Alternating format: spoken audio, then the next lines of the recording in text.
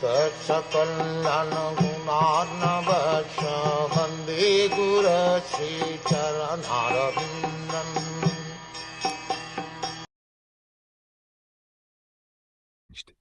Other necessities include invoking the different names of the demigods by specific hymns and vows of recompense, in accordance with the particular scripture, for specific purposes and by specific processes.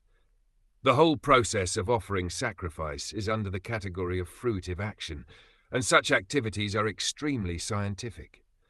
They mainly depend on the process of vibrating sounds with a particular accent.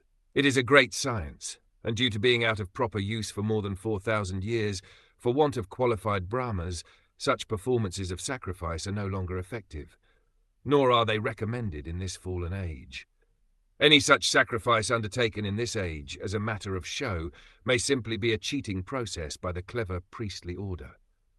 But such a show of sacrifices cannot be effective at any stage.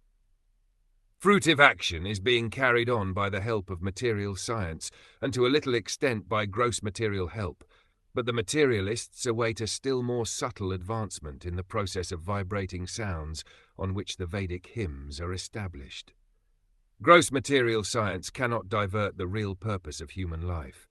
They can only increase the artificial needs of life without any solution to the problems of life. Therefore, the way of materialistic life leads to the wrong type of human civilization. Since the ultimate aim of life is spiritual realization, the direct way of invoking the holy name of the Lord, as mentioned above, is precisely recommended by Lord Chaitanya, and people of the modern age can easily take advantage of this simple process, which is tenable for the condition of the complicated social structure.